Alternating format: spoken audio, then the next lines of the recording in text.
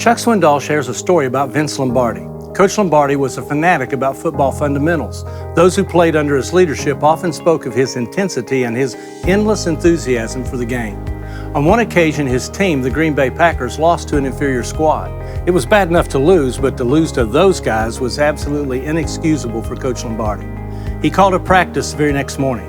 The men sat silently, as one player said, looking more like whipped puppies than a team of champions. They had no idea what to expect from the man they feared the most. Gritting his teeth and staring holes through one player after another, he began.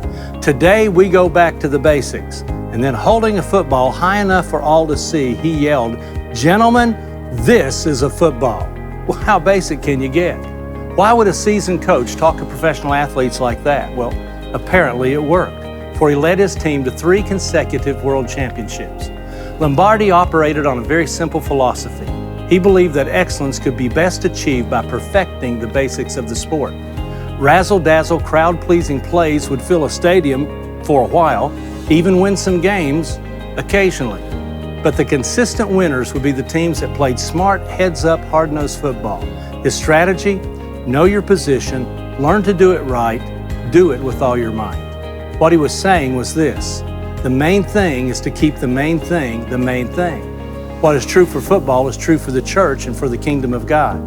As we look to the future, we realize that it is extremely important for the church to have a good grasp on our faith and our personal devotion to the Lord.